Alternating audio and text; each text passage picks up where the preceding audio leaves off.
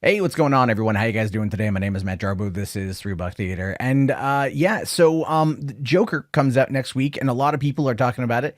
I know I've talked about it quite a bit, and we're kind of in this weird situation with the movie right now because never in my 37 years do I recall a movie company, movie studio, film distributors, filmmakers preemptively defending their movie in regards to I guess you could say perceived backlash.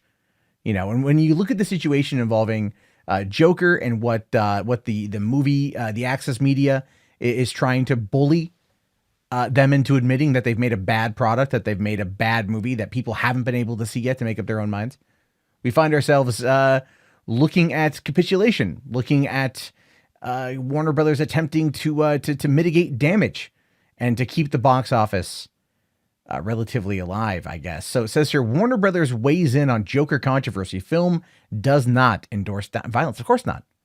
No one is saying that who has worked on the movie. And I think most people aren't even saying that in general, but some people out there are calling for it because, well, I guess you could say daddy needs a new pair of shoes. It's how the internet works. Anyway, Warner Brothers has weighed in on the mounting controversy surrounding Joker, an R-rated comic book adaptation that is being criticized for offering in-depth portrait of a mass killer. In a statement Tuesday, the studio hit back at suggestions that it is glamorizing a mass murderer.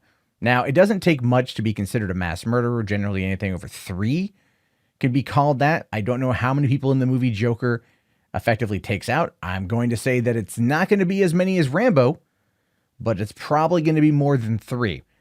They say here, make no mistake, neither the fictional character Joker nor the film is an endorsement of real-world violence of any kind. It is not the intention of the film, the filmmakers, or the studio to hold this character up as a hero. And no one who I think has a sane bone in their body would look at this movie and go, I'm pretty sure the Joker is the good guy here. The Joker is the protagonist of the film, meaning he is the main character of the film.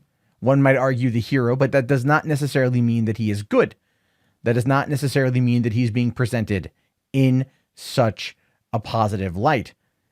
And again, none of us can fully talk about this movie for another week until we see it.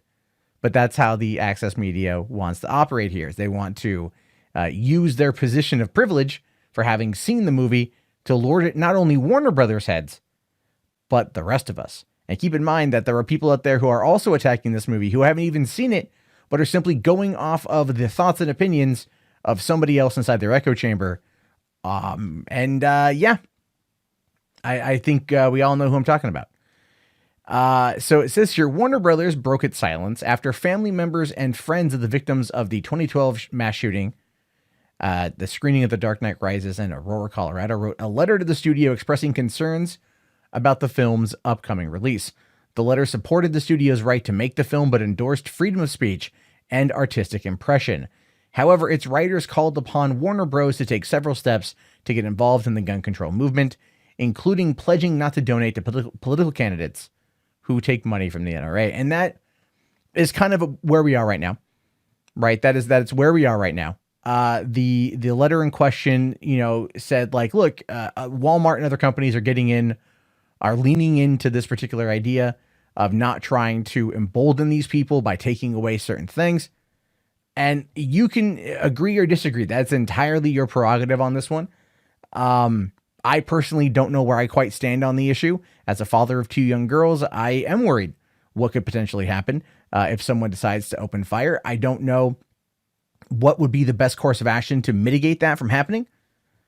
And that is not up for me to decide. I am not a lawmaker in my state or in my country. However, trust me, the thought has arisen in order to see if there's anything I could potentially help get done. Because I would like there to be answers to this. And I do think mental health is a larger problem here. I understand why the Aurora, Colorado victims' families of the victims are wanting to be involved in this. I get that. But keep in mind that the Joker wasn't in The Dark Knight Rises. And even though James Holmes did in fact dress like that, that was only meant to be a cosplay. And even the psychologist who worked with James Holmes for a long time trying to understand his motivations, was no closer to discovering the true motives behind his actions than anyone else knows. So this is just a lot of, I'm trying to think of the right word for it, but it comes across quite a bit like just trying to play up an angle. And that's maybe cold and callous, but I cannot think of a more gentle way of saying it. Warner Brothers stopped short of agreeing to those calls of action, but said the company has a history of supporting those causes, saying gun violence in our country is at a critical issue, and we extend our deepest sympathy to all victims and families impacted by these tragedies. Our company has a long history of donating to victims of violence, including Aurora, and in recent weeks, our parent company joined other business leaders to call on policymakers to enact bipartisan legislation to address this epidemic. At the same time, Warner Brothers believes that it's one of the functions of storytelling is to provoke difficult conversations around complex issues. And that, of course, is what exactly is happening here. The Access Media here is saying that they're going to be the ones that try to argue. Oh no, we're the ones that are doing it. We're the ones that are out there making this thing. We're the ones out there trying to have this difficult conversation. Again, it's a very one-sided conversation. They're coming at it from very much a heavily politicized attitude, very similar to how they attacked Rambo: Last Blood. As I put out a video talking about the politics of the film, there was nothing in there that was political. It's all just the perceived ideas or ideologies of Access Media, and that's not something that is new to discussing film. I don't want this channel to be a political channel. I really don't.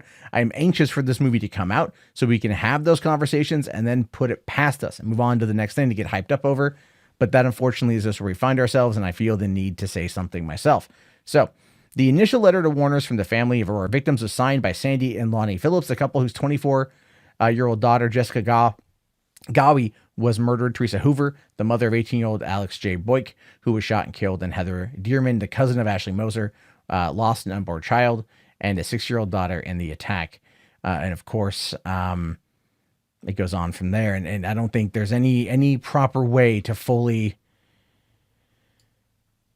address all of the victims, the 12 dead, 70 injured at Aurora. I remember that night well, because I just got home from seeing The Dark Knight Rises, and I didn't know about the shooting until I got home, and then I found out about it when I got home. And of course, having spent 14 years working in movie theaters, I've always kind of been concerned. I've had my own issues of people bringing weaponry into theaters and having to diffuse situations that required that type of diffusion, as well as turning it over to local authorities and being glad that no one was stabbed, shot, or beaten. So I've been in those situations where having, knowledge of weaponry while being a person who runs a theater, it's a whole different world when you're there with a lot of other people, a lot of other factors at play. Then again, I can only speak to my experiences. The experiences at Aurora are truly terrible, truly tragic, and just bad. I'm cool with Warner's weighing in on this. I think they finally needed to weigh in on this. I think it took them a little bit longer than it would have taken me to jump in on this one had I been the one running Warner's. I also would have, just as a side note, released the Snyder Cut. But that being said, I'm glad they said something about this. I'm glad they're saying that this is a movie. This is not real life. We're not propping this person up as a hero.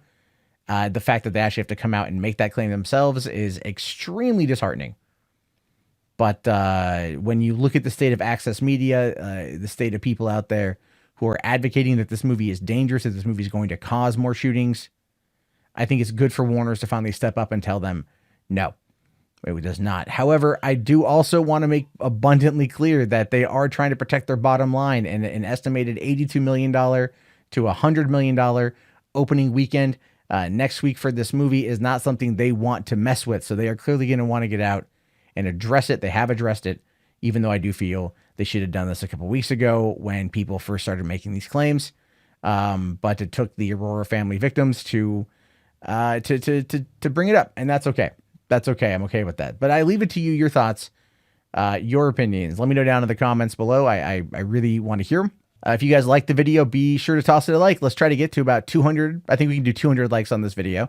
If you don't like it, leave a dislike. Let me know at the same time. Please subscribe if you are new. Hit that bell if you want. And if you really want to support the channel, This video will be demonetized because YouTube is just at that point right now. In fact, they're demonetizing almost any and all political content or any kind of discussions on political content, and that even translates over here to entertainment coverage. So please consider coming over to patreon.com/Matt Jarbo. Link is in the video description. I really appreciate anyone's help. $1 a month does go a long way, and I'll talk to you guys later. Have yourself a great day, and peace out.